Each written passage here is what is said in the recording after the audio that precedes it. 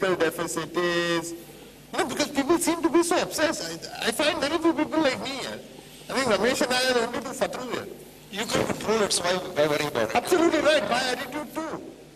But I don't see too many other guys. I mean, every time I look so dumb now. So they ask me, Sanjay, where do you think crude will be 6 months from now? I'm clueless. So why does it matter? See, I think, Sanjay, the issue I think is the time horizon. I think most of, if you look at a vast majority of investors, or I would say market participants, I think the time horizons are very different. Maybe I think when any one of us looks at things, we probably look at it from a very long-term perspective, and as Buffett says, my favorite time horizon is forever. Okay. Which a lot of people here said as well. Right. Okay. So I think our time horizon is forever. So I think when you do that, I think of course it makes, it really doesn't make so much of sense to be kind of try and forecast where crude oil price is going to be or where interest rates are going to move. But I think global macro outlook. Absolutely, because as Ramesh says, you can't control it, and I think more importantly, whether you can control it or not, I don't think anybody can fathom where it's exactly going to be. So whether crude oil is going to sustain at $82 or so you can't time it and you can't fathom it. Absolutely. I don't think it's doubly difficult. Absolutely, I don't think anybody has those kind of, at least I don't have the capabilities to really put a value to the price of crude oil. That crude oil should be $40 or $140. So I don't think it's really possible to do it.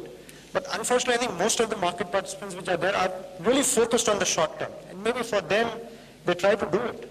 But I really don't think it's... Actually, TV sales will go down because everyone in India wants to know what the Dow closed at yesterday evening. So it'll have a secular impact on the TV industry sales, right, Raamdeo? Looks like. So it's not really important to get this right. No, I don't. Getting right is very different. I mean, should one try to spend a lot of time in understanding global macro, things that we haven't dealt with in our lives, in our careers, because we want to become better value investors? Is it important to make that effort? Or can we be blissful and say, it's just too very difficult, it doesn't make much of a difference, I'm happy as I am?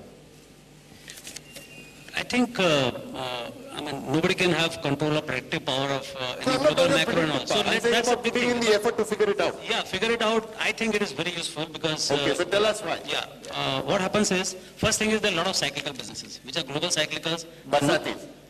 Yeah, you can call it Barsatis, global Barsatis. Global Barsatis. Okay, so, but you make lots of money in that. I mean, you can buy Tisco at 150 and sell it at 600 just in 10, 12 months. So those are the functions of what's happening in China, what's happening in other parts of the world, what's happening to the demand cycle. So I think to understand global cyclicals, it's important to understand what's happening around. How much can you predict? Of course, it's very limited, but still I think it's important to understand that. Second is... we won't look like a fool. No, that's not the problem. Okay. Problem is, we are, at least, I look at all these things. Now, new businesses, one of the opportunities you get, as I told you, like Y2K, when you were buying the stocks in Satyam and all at 30, 40 bucks, and you bought those stocks, we said, you're a joker.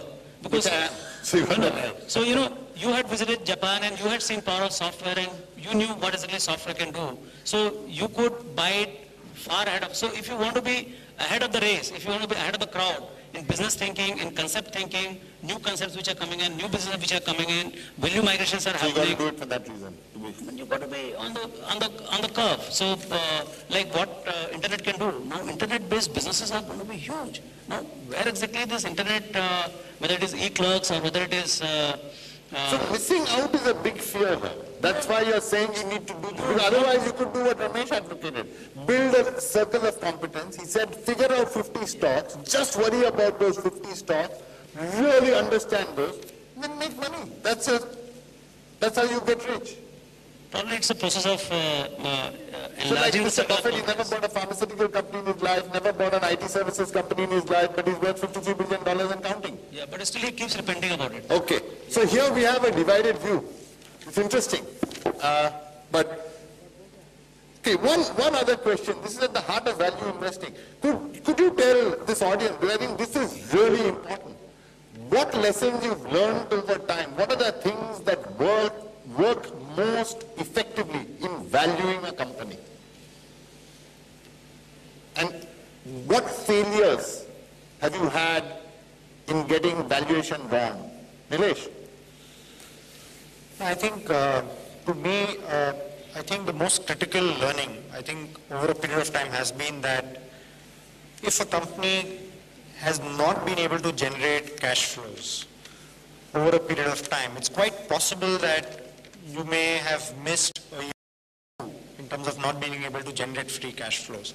But I think if a company has a sufficiently long operating history, and I think even the simplest thing to do is to basically look at what this company's cash flows have been over the last 5 years. If you can't kind of get into looking at 8 years, 10 years or whatever, but I think even if you look at over the last 3 to 5 years, and I think what is very important is that the last 3 to 5 years have really been the best for India. And I think in that kind of an environment where the economy has been growing at 8%, where interest rates have been relatively low, liquidity has been abundant, business has been growing, and even if in that kind of an environment, if a company has not been able to generate free cash flows, it's quite possible the company has been continuously investing, creating capacity. That's quite possible. So then you do is to look at a step above and look at the operational cash flows. And if a company has not been able to generate operational cash flows and still claims to be growing at 20, 30, 40, 50%, I think it would be worthwhile to give a miss to that kind of an investment. So I think to me, for value investing, I think that is very, very important. I think probably that's the best way to, in a way, to manage your risk. We have two brokers here. I must ask you guys a question. Do earnings forecasts have any value, Ramesh? I mean, the whole industry is based huge part of the time spent by analysts at brokerages is forecasting EPS. Yeah. So is this useful?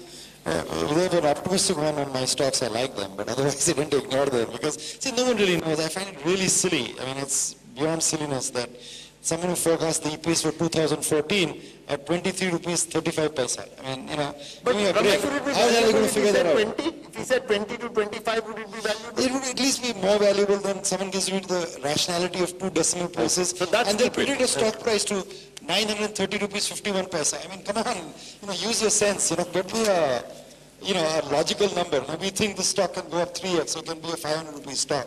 But to give it to 2 decimal places belies it. But I think Raamdeo's analysts might be doing it, so let him answer. No, I'm sure they're not guilty of that sin. Raamdeo has taught them better. But to ask, I'd like to ask you something, because we've spoken about this often. Is book value a useful metric for determining the value, the intrinsic worth of a company?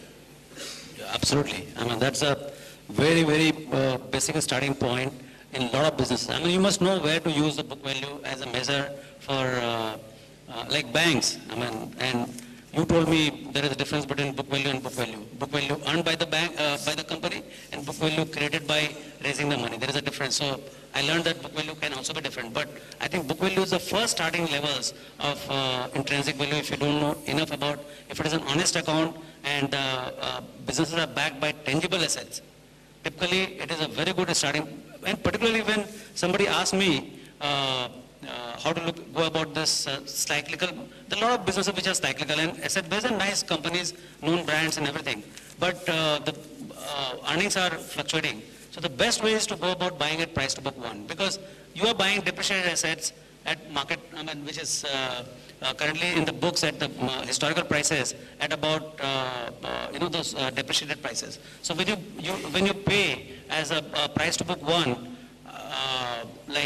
as I said, in SBI, you could get 275 rupees depreciated assets of SBI, 200 years of brand equity, not in the books, and 275 rupees was the book. You could get at 220. What more you can ask for?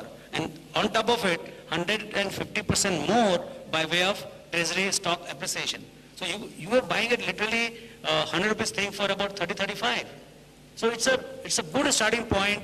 The only thing is the book value has to be understood properly. Is it not with a revaluation reserve? I mean, the guy who's telling you book value, does he know what he's talking about? So reading the balance sheet, figuring out what that book value constitutes is extremely important. But it has to be used very judiciously. Not in a Nestle, I mean, where book value, price to book is higher than P multiple. That becomes a big crazy thing to figure out what is the book value.